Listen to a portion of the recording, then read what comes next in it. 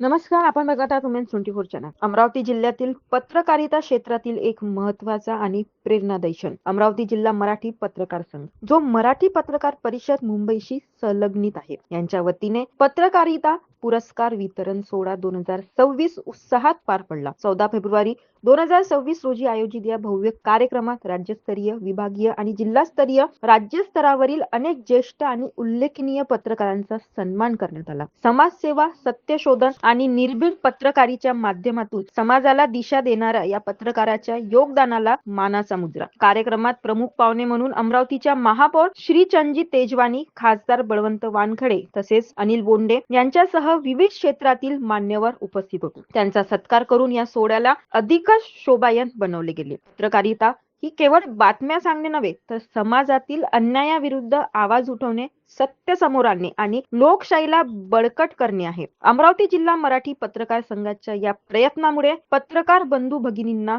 नवीन ऊर्जा मिळाली आहे. पत्रकारिता क्षेत्रातील या उत्कृष्ट योगदानाबद्दल सर्व पुरस्कार प्राप्त पत्रकारांना मनापासून अभिनंदन. आदरणीय व्यासपीठावरील सर्व सन्माननीय आणि अमरावती जिल्हा मराठी पत्रकार संघाच्या वतीनं हा जो आम्हा पत्रकारांचा सन्मान सोहळा इथं आयोजित केला, सुरुवातीलाच मी मनापासून आभार व्यक्त करतो आणि या राज्यस्तरीय पुरस्कारासाठी माझी निवड केली त्याबद्दल मी आपल्या सगळ्यांचे मनापासून आभार व्यक्त करतो. व्यासपीठावर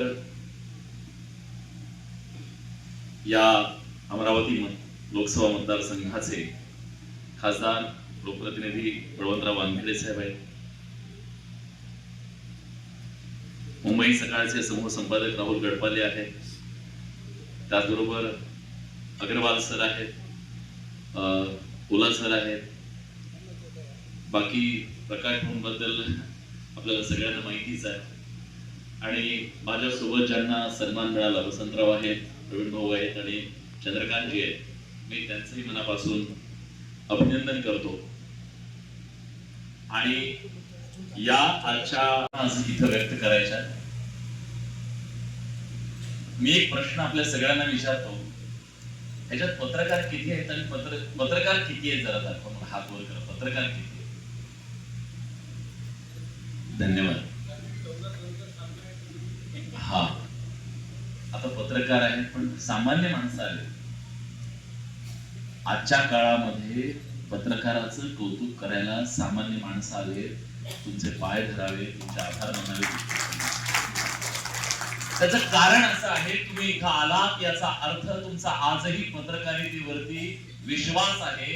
हे काहीतरी करतील आणि हे जिवंत राहिले पाहिजे, ती माणसं, ही भावना तुमच्या मनात आहे आणि तुम्ही कौतुकाची एक टाळी वाजवायला इथं आलात, पाठीवर थाप द्यायला आलात, त्याबद्दल तुमचे मनापासून मी आभार व्यक्त करतो.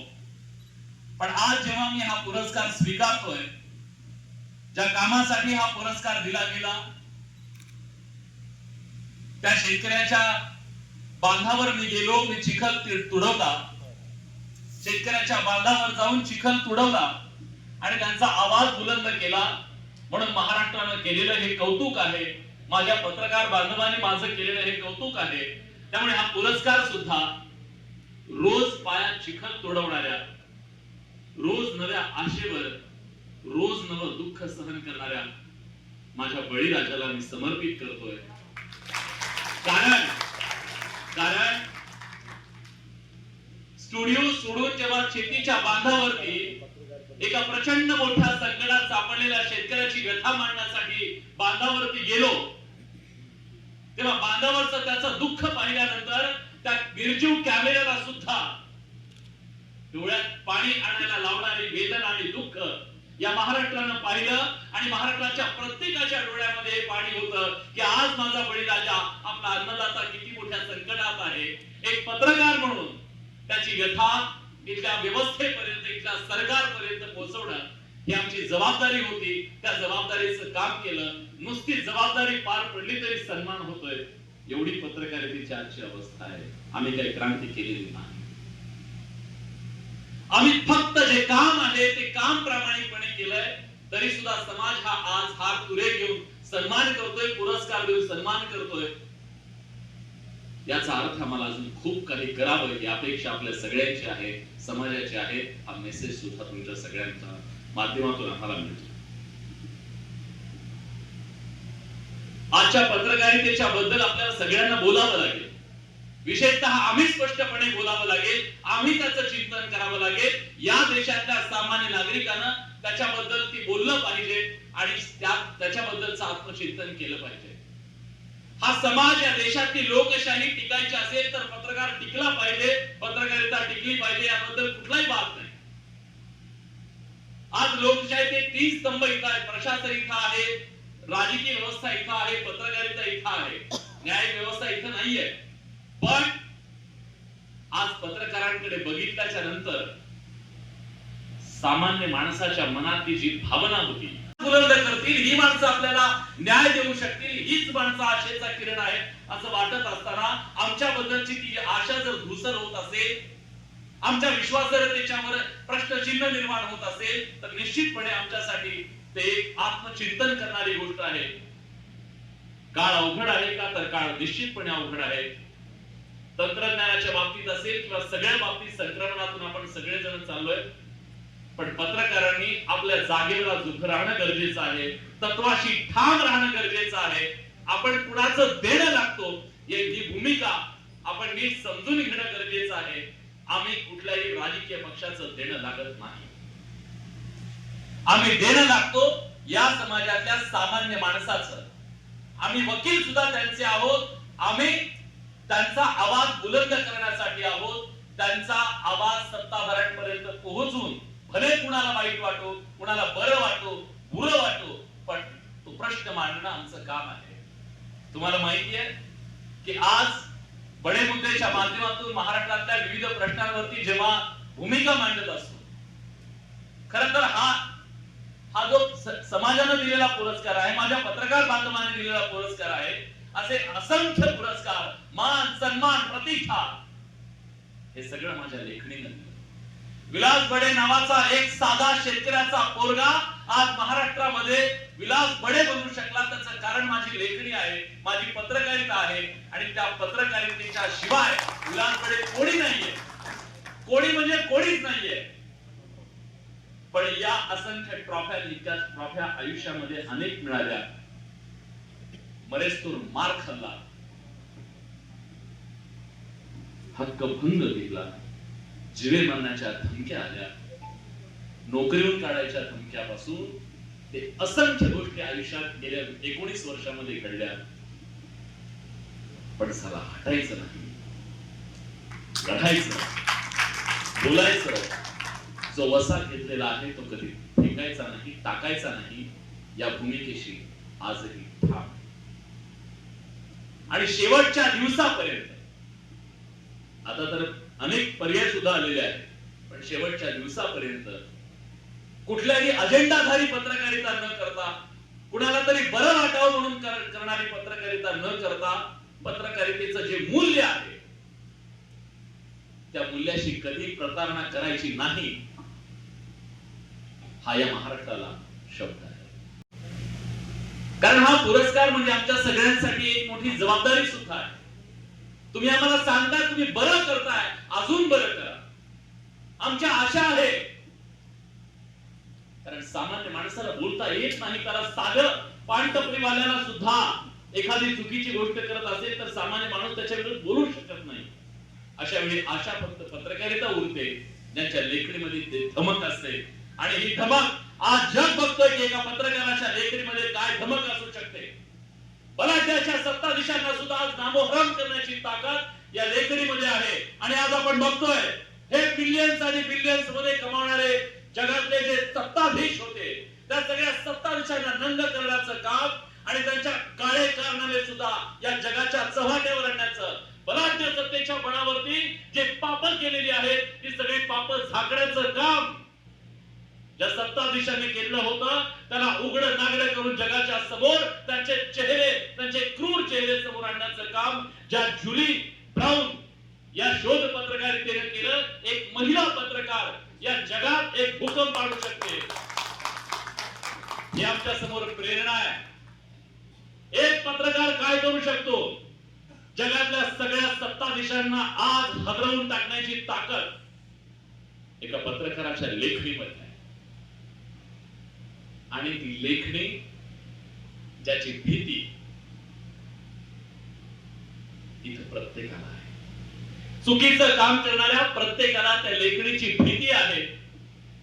आपली लेखणी बदनाम व्हावी, आपली लेखणी आपण सोडून द्यावी, आपल्या लेखणीत कुणाची तरी शाई यावी, यासाठी सातत्याने प्रयत्न होत राहतील. हा संघर्ष आहे, हा संघर्ष आहे. आपण ते करायचं नाही. मी नेहमी एक विचार करतो, ज्या वेळेस रात्री 8 वाजता या महाराष्ट्राच्या समोर बडे मुद्द्याच्या समोर असा डायसवर उभा राहतो, तेव्हा मनात एक विचार असतो, आज मी जिथं उभा आहे, ज्या गादीवरती उभा आहे, ज्या परंपरेचा पाईक आहे, ती परंपरा कुणाची आहे, कशाची आहे, काय भोगले त्या माणसांनी, काय जगली ती माणसं. आणि आज या टीव्हीच्या स्क्रीनवर डोळे लावून बसलेल्या सामान्य माणसाची जी आशा आहे ती मेली नाही पाहिजे. विलास बडे मेला तरी चालेल. कारण व्यक्ती महत्वाचा नाहीये, व्यवस्था महत्वाची आहे. आणि कधीही जेव्हा आपण या सगळ्या प्रक्रियेतून बाहेर पडलो तरी जोपर्यंत आपण तिथं उभा होतो तोपर्यंत आपल्या मूल्यांची प्रतारणा आपण केली नाही. आपण कुणाचे अजेंडे चालवले नाही किंवा कुणाच्या विरोधात सुद्धा भूमिका घेण्याचं काम केलेलं नाहीये. पत्रकार म्हणून जे प्रमुख काम आहे, सामान्य माणसाच्या मूलभूत प्रश्नांना आवाज देण्याचं जे काम पत्रकार म्हणून आमचं आहे, ते काम करण्याची जबाबदारी पार पाडत राहणं, भूमिका घेऊन सातत्यानं काम करत राहू, हा विश्वास आणि शब्द आपल्या सगळ्यांना देतो. पण आज हा समाज आजही आमच्याकडे आशेने बघतोय आणि आमच्या पाठीवरती एक थाप देण्याचा प्रयत्न करतोय. त्याच्याबद्दल या समाजाची मनापासून ऋणी व्यक्त करतो. कारण काळ खूप बदललेला आहे. पत्रकारितेच्या बद्दल आज जो विश्वास आहे तो विश्वास डळमळीत होतोय. आम्हा पत्रकारांची जबाबदारी आहे की सामान्य माणसाच्या मनातला तो विश्वास, आमची विश्वासार्हता कुठेही डळमळीत होता कामा नये. आम्ही आमची मूल्य सातत्याने जपली पाहिजेत आणि ती मूल्य जपत आपण आपलं कर्तव्य पार पाडत राहिलं पाहिजे. याच्यासाठी आम्ही निश्चितपणे प्रयत्न करत राहू. हे पुरस्कार निश्चितपणे आम्हाला पुढे जाण्यासाठी एक प्रेरणा देण्याचं काम करतील, यात कुठलाही वाद नाही. पण या पुढच्या काळामध्ये सुद्धा सामान्य माणसाचा जो मूलभूत प्रश्न आहे,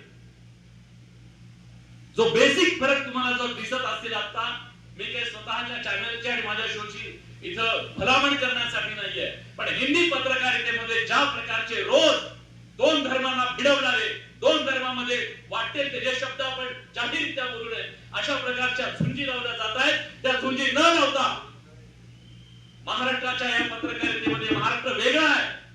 महाराष्ट्र हिंदी सारखा नाहीये. महाराष्ट्र वेगळा आहे आणि या महाराष्ट्रामध्ये पत्रकारिता जिवंत आहे. या महाराष्ट्रामध्ये दोन धर्म, दोन जाती, दोन पंथ या सगळ्यांना झुंजून टीआरपी मिळवण्याच्या खेळात आम्ही सहभागी होणार नाही. हा मेसेज बडे मुद्द्याच्या माध्यमातून आम्ही दिला.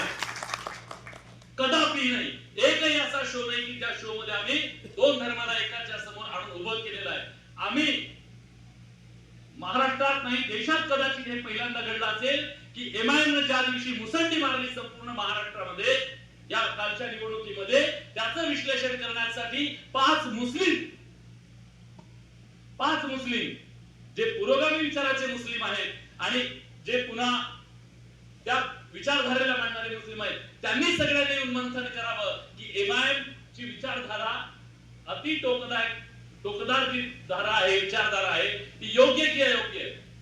तिथं दोन हिंदू दोन मुस्लिमांना त्याच्याबद्दल मंथन केलं असतं तर कदाचित आमच्या सुद्धा हेतूवरती शंका घेतली असते की हे टीआरपी साठी पुन्हा तो खेळ सुरू झालाय. पण सगळेच्या सगळे मुस्लिम विचारवंत घेऊन त्याच्यावर मंथन करण्याची हिंमत आणि तो स्पष्ट हेतू दाखवण्याचं काम सुद्धा आम्ही करतोय. आणि हा महाराष्ट्र त्याला टीआरपी रूपी आशीर्वाद देतोय, हे अतिशय महत्वाचं आहे. आज शो सगळे बंद पडले, तुम्ही बघताय सगळीकडे सगळे डिबेट शो बंद पडले, पण महाराष्ट्रानं या शोला जो आशीर्वाद दिलेला आहे, टीआरपी रूपी जो आशीर्वाद तुम्ही सगळ्यांनी दिलेला आहे, मला माहिती आहे त्याच्या मागे काय आहे. भले मी तिथून बोलत असेल आणि तुम्ही सगळे ऐकत असाल, पण मला माहिती आहे तुमच्या मनात काय, तुम्हाला काय हवंय, मी काय बोलणं गरजेचं आहे. कारण मी कुठून आलोय, मी एका गावातून आलोय, एका शेतकऱ्याचा पोरगा आहे.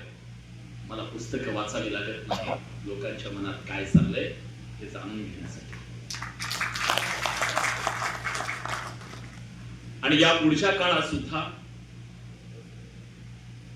आम्ही फार काही ग्रेट करू अजिबात नाही. मी कधीच तो दावा करणार नाही आम्ही काहीतरी ह्यो करून त्यो करून क्रांती नो. आम्ही आमचं काम अतिशय प्रामाणिकपणे करू. कुठेही एक इंच भर सुद्धा तुम्हाला आमच्या नियत मध्ये कधी खोट दिसणार नाही. एक इंच भर सुद्धा आपल्या मूल्यांपासून कधीही दूर जाणार नाही. एक इंच भर सुद्धा कुणाची बाजू घेऊन कुणाची दुकानदारी दलाली करण्याचं काम उभ्या आयुष्यात करणार. जायचं असेल तर खुशाल सोडून निघून जाऊ. जे करायचंय थेट राजकारणात जाऊ माझं म्हणणं आहे, जर कोणाला करायचं असेल. पण पत्रकारिता हे अगदी तशाच पद्धतीनं तिचं मूल्य जपत आम्ही जगायला हवं आणि ते जगत राहण्याचा हा शब्द या व्यासपीठावरून देतो. मला भाऊंना ऐकायचंय खरं तर. आणि भाऊ, एक गोष्ट मी अतिशय प्रामाणिकपणे मान्य करतो. सर्व न्यूज चॅनलच्या व्यासपीठावर आतापर्यंत सगळ्या न्यूज रूम मध्ये एक चर्चा असायची, शेतीच्या प्रश्नांना शेतीच्या बातम्यांना टीआरपी नाही हे सांगून सांगून शेती टीव्हीच्या स्क्रीनवरून बाद झालेली होती. पण शेतीला सर्वाधिक टीआरपी आहे, सर्वाधिक प्रेक्षक आहे हे बडे मुद्द्याने दाखवून दिलेलं आहे. हे बडे मुद्दे नाही तर प्रेक्षकांनी दाखवून दिलेलं आहे. त्यामुळे आता टीव्हीवरती शेतकरी दिसू लागलाय, शेतकऱ्यांचे नेतेही दिसू लागलेत, शेतकऱ्यांचे प्रश्नही दिसू लागलेत आणि त्याची दखल सत्तेला घ्यावी लागतीये. मला वाटतं एवढं जरी आपण केलं तरी पुरेसं आहे. असं म्हणतात, जेव्हा महापूर येतो तेव्हा तग धरून राहणारे झाड खूप महत्वाची असतात. आज तग धरून राहणं गरजेचं आहे. पूर आला, वादळ आलं, ते ओसरे, सगळं काही होईल. झाडांनी पुन्हा फक्त आपली मुळं सोडायची नाही आणि आपली मुळं आपण सोडणार नाही हा शब्द देऊन आपल्या सगळ्यांची रजा घेतो. धन्यवाद. जय हिंद, जय महाराष्ट्र आणि जय पत्रकारिता. अशाच माहितीसाठी बघत रहा वुमेन्स 24 चॅनल. धन्यवाद.